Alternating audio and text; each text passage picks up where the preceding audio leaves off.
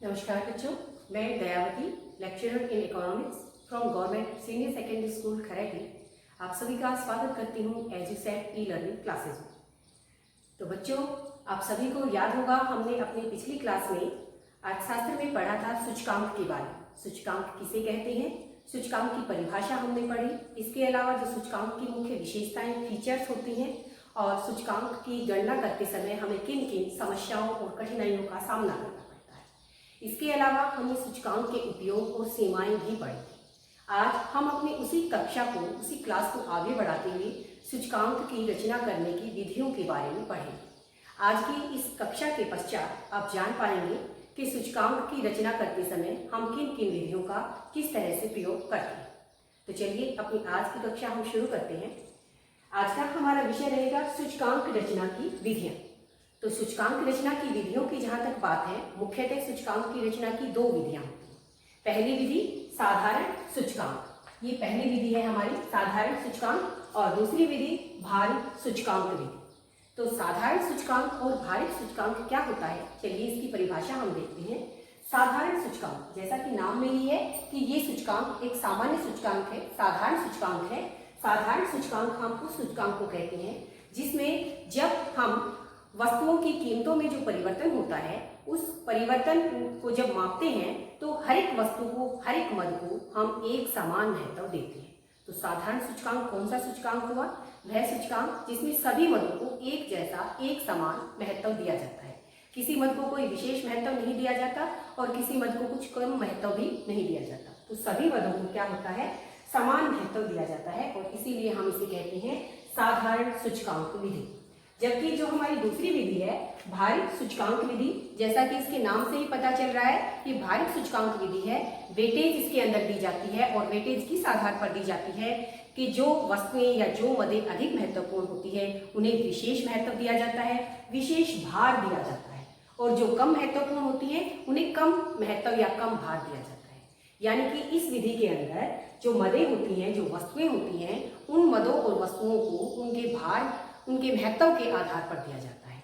तो इस प्रकार इनका जो औसत निकलेगा, सूचकांक निकालते समय हम जो औसत निकालेंगे तो वो औसत भी किस प्रकार का होगा, भारित औसत होगा। जबकि यहाँ पर जो औसत होगा वो हमारा साधारण सिंपल औसत होगा। तो ये तो हुई परिभाषा साधारण सूचकांक और भारित सूचकांक। अब अगर हम इन्हें आगे पढ़ें तो जो हमारा साधारण सूचकांक है उसे भी आगे दो भागों में बांटा गया है। कौन कौन से होते हैं ये दो भाग?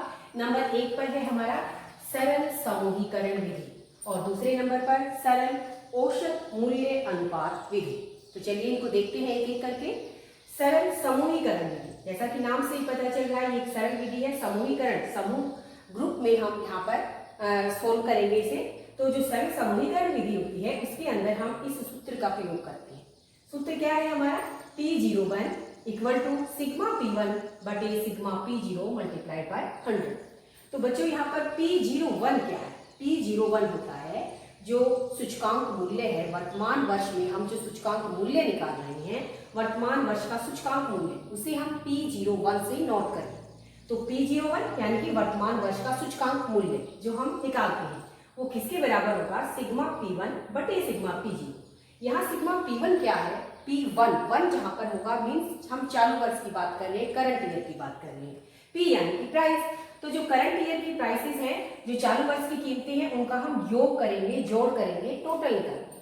तो सिग्मा यानी कि टोटल, तो वर्तमान वर्ष की, चालू वर्ष की कीमतों का योग बटे आधार वर्ष की कीमतों का योग, और उसे 100 से गुणा करने पर हमें क्या प्राप्त होगा? वर्तमान वर्ष का मूल्य सूचकांक प्राप्त होगा। तो ये फार्मूला, ये सूत्र हम प्रयोग करेंगे सरल समूहीकरण विधि के अंदर। तो चलिए एक ऐसा एग्जाम्पल हम करके देखते हैं, तब हमें अच्छे से समझ में आएगा। यहाँ पर मैंने एक उदाहरण लिया है, ये हमारी मदें हैं, वस्तुएं हैं। इन वस्तुओं को मैंने A, B, C, D, E लिख दिया है। यहाँ पर हम गेहूं, चावल, घी, इस तरह से वस्तुएं भी हमारी हो सकती हैं। तो ये वस्तुएं हैं और ये 2004 में इन वस्तुओं की कीमतें हैं। 2004 में A वस्तु 50 रुपए की, B वस्तु 40, C 10 रुपए प्रति इकाई और D वस्तु 5 रुपए प्रति इकाई और E वस्तु 2 रुपए प्रति इकाई के हिसाब से आती है। यानी कि 2004 में ये इन वस्तुओं की कीमतें हैं और इन्हीं वस्तुओं की कीमतें 2011 में कितनी हो जाती है? ये 50 से बढ़कर 80, 40 से बढ़कर 60, 10 से बढ़कर 20, 5 से बढ़कर 10, इस तरह से हो जाते हैं। तो यहाँ हमें साफ पता चल रहा है कि 2004 हमारा पिछला साल है और 2011 हमारा वर्तमान वर्ष है। तो हम 2004 को यहाँ पर P0 लिख सकते हैं, क्योंकि ये क्या है हमारा आधार वर्ष, 0 आधार वर्ष के लिए हम प्रयोग करेंगे। और यहाँ पर हम लिख सकते हैं P1, 1 हम चालू वर्ष के लिए प्रयोग करेंगे। तो जब हम सरल समूहीकरण विधि के द्वारा मूल्य सूचकांक निकालेंगे तो हम इस फार्मूले का प्रयोग करेंगे। ये फार्मूला प्रयोग करने के लिए हमें क्या चाहिए, सिग्मा P1 होना चाहिए हमारे पास और सिग्मा P0। तो चलिए हम निकालते हैं सिग्मा P1 और P0। सिग्मा P0 क्या होगा हमारा, इन सब का योग। तो हम यहाँ लिखेंगे सिग्मा P0 क्या होगा, इन सब का योग। हम यहाँ पर टोटल करेंगे, ये टोटल करने पर हमारा आएगा 107।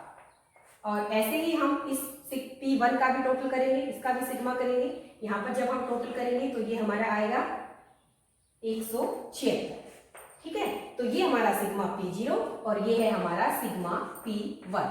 अब हम फार्मूला क्या यूज करेंगे, P01 equal to sigma P1 बटे सिग्मा P0 मल्टीप्लाइड बाय 100। फार्मूले के अंदर हम वैल्यू पुट करेंगे। सिग्मा P1 कितना है हमारा 176 डिवाइडेड बाय 107 मल्टीप्लाइड बाय 100। तो अब ये हमें सोल्व करना होगा। हम 176 को 107 से भाग देकर इसे 100 से गुणा कर सकते हैं, या सीधे इन दोनों की गुणा करके इसे 107 से डिवाइड कर सकते हैं। तो जब हम इसे सोल्व करेंगे तो ये आएगा हमारा 164.49 समथिंग। तो ये हमारा आंसर होगा, ये होगा वर्तमान वर्ष का मूल्य सूचकांक। वर्तमान वर्ष का मूल्य सूचकांक 164.49। तो इस तरह से ये हमारी सरल समूहीकरण विधि, जिसके अंदर हम इस तरीके का, इस फार्मूले का सूत्र का प्रयोग करेंगे। तो हमें सूत्र याद करना है, P01 बराबर है सिग्मा P1 बटे सिग्मा P0 गुणा 100। और इस तरह से हम मूल्य सूचकांक निकालें। इसके बाद साधारण सूचकांक का हमारा दूसरा तरीका आता है, जिसका नाम है सरल औसत मूल्य अनुपात विधि। सरल औसत मूल्य अनुपात विधि।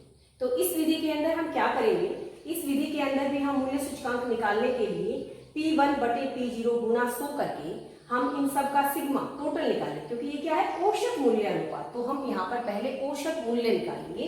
औसत निकालने के लिए हमें क्या करना पड़ता है कि सभी वस्तुओं का जो प्रतिशत है वो निकालेंगे और फिर उसका औसत निकालेंगे। तो देखेंगे इसे कैसे करेंगे। अभी हम इसे भी एक उदाहरण के माध्यम से समझते हैं कि मैंने यहाँ पर इस सरल औसत मूल्य अनुपात के लिए दूसरा उदाहरण लिया है। ये जो उदाहरण है ये हमारा सरल औसत मूल्य अनुपात विधि के लिए है। तो यहाँ पर भी मैंने ऐसे ही वस्तुएं ली हैं और ये आधार वर्ष जो होता है उसकी कीमतें हैं और ये जो हमारा वर्तमान वर्ष है उसकी कीमतें हैं। और फिर हम निकालेंगे मूल्य अनुपात विधि। मूल्य अनुपात, तो मूल्य अनुपात कैसे निकालेंगे, इस विधि से ये कैसे अलग है, मूल्य अनुपात को लेकर ही ये अलग है। तो मूल्य अनुपात हम कैसे निकालेंगे, मूल्य अनुपात P1 बटे P0 गुणा 100 करके निकालेंगे। अब ये हमारे P1 है और ये P0 है, तो हम इसका मूल्य अनुपात निकालते हैं। P1 कितना हो गया, जो A वस्तु है, A वस्तु का मूल्य अनुपात निकालने के लिए A वस्तु की वर्तमान वर्ष की कीमतें 200 बटे A वस्तु की आधार वर्ष की कीमतें 100 और गुणा 100, क्योंकि हम प्रतिशत निकाल रहे हैं। तो हम यहाँ 100 से 100 को कैंसिल करके हमारा आ जाएगा ये 200। मूल्य अनुपात कितना आ गया 200। ऐसे ही 40 बटे 8 गुणा 100, तो हम इसको यहाँ से इस तरह से कट कर सकते हैं और ये हमारा आ जाएगा 500। फिर ऐसे ही वर्तमान वर्ष की कीमतें C वस्तु की 16 बटे, तो यहाँ पर भी हम इसी तरह से कट कर सकते हैं और ये हमारा आ जाएगा 800। ठीक ऐसे ही D वस्तु की वर्तमान में कीमतें 800 हैं और आधार वर्ष में इसकी कीमतें 200 थी, तो 800 बटे 200 गुणा 100 जब हम करेंगे तो ये इस तरह से हम इसको कट कर सकते हैं।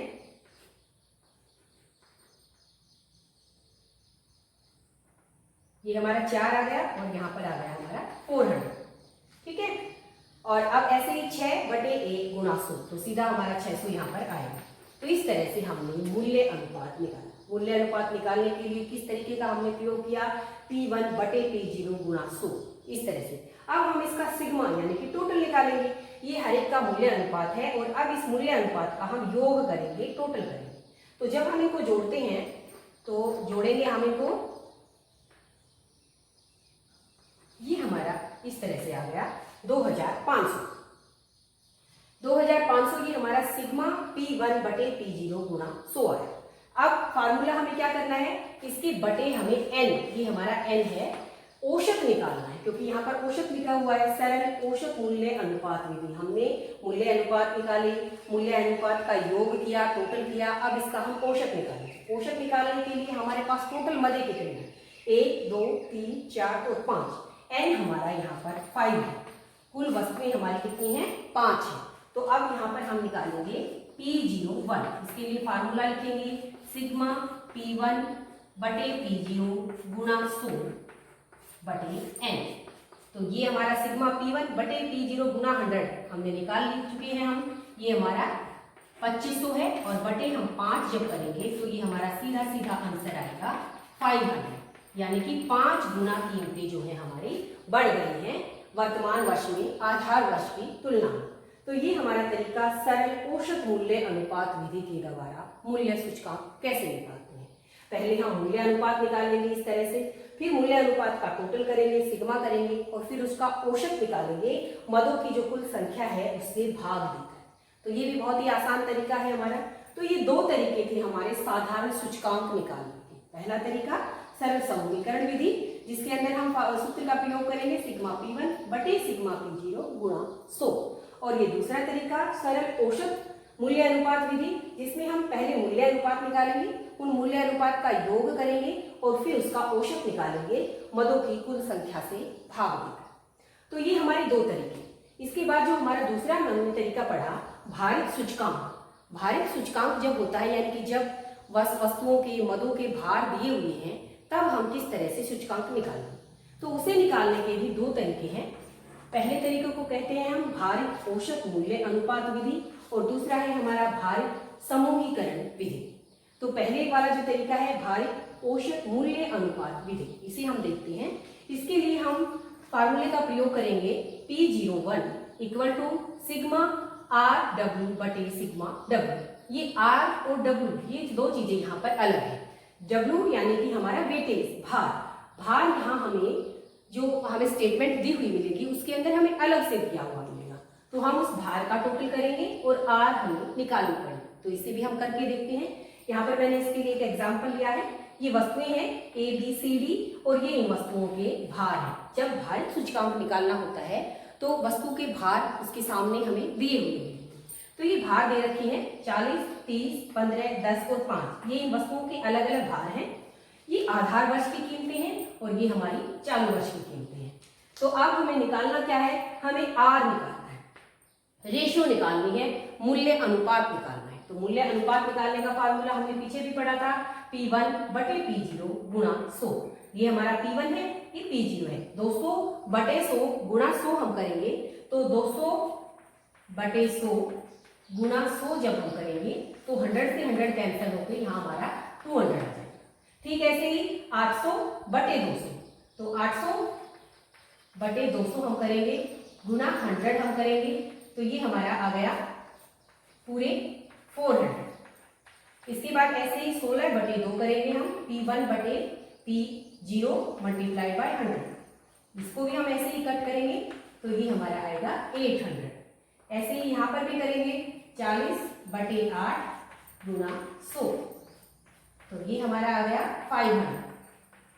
और ऐसे ही यहाँ करेंगे 6 बटे 1 गुना 100, तो ये आएगा हमारा 600। तो ये हमने R निकाली, रेशियो निकाली। अब हमें करना क्या है, RW निकालना है। ध्यान से देखिए फार्मूले के अंदर P01 equal to sigma RW। यहाँ हमें R का टोटल नहीं करना, सिग्मा नहीं करना, क्योंकि ये हमारा भारित सूचकांक है। तो हम यहाँ जो हमारी रेशियो आई है उस रेशियो को उनके वेट से मल्टीप्लाई करेंगे, RW निकालेंगे, ये RW। तो 200 को जब हम 40 से मल्टीप्लाई करेंगे तो ये आएगा हमारा 8000। फिर हम ये 30 हमारा और 30 को 400 से भाग देंगे तो ये आएगा हमारा 12000। और ऐसे ही ये 15 को जब हम 8 से भाग देंगे तो ये आएगा हमारा 12000 ये। और ऐसे ही 10 की मल्टीप्लाई करेंगे हम 500 से, तो 10 को जब 500 से करेंगे तो सीधा हमारा 5000, और 5 को गुणा करेंगे हम 600 से तो ये हो जाएगा हमारा 3000। अब हमें इसका टोटल करना है सिग्मा RW की। तो तो हम यहाँ पर निकालेंगे सिग्मा आर डब्ल्यू। तो टोटल करते हैं हम इस तरह से,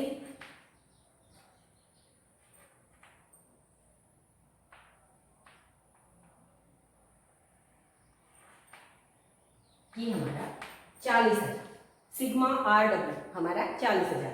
तो हम यहाँ लिखेंगे formula T01 equal to sigma R W बटे सिग्मा डब्ल्यू। तो इसके लिए हमें वेटेज जो डब्ल्यू है उसका टोटल और हमें निकालना है, तो इसका भी हम टोटल करते हैं। ये हो गया हमारा 10, 100, पूरा 100 आ गया हमारा। तो यहाँ पर हम सिग्मा आर डब्ल्यू यानी कि 40,000 बटे सिग्मा डब्ल्यू हमारा 100 है, तो ये 2 से ये हमारा 400, ये हमारा मूल्य सूचकांक आ गया हमारा 400, यानी कि कीमतें हमारी 4 गुना बढ़ गई। तो ये हमारा तरीका भारित औसत मूल्य अनुपात विधि से सूचकांक निकालने का। जो अगली विधि है हमारी भारित समूहीकरण विधि, इस विधि के अंदर हमारे कई अन्य तरीके हैं, कई मेथड है, जैसे हमने पिछली वीडियो में भी चर्चा की थी, लास्पियर मेथड, पास्चे मेथड, फिशर मेथड, उनके बारे में हम अपनी अगली कक्षा में पढ़ेंगे। आज के लिए इतना काफी हो गया है। आप सभी की उम्मीद है समझ में आया होगा। आप सभी का बहुत बहुत धन्यवाद।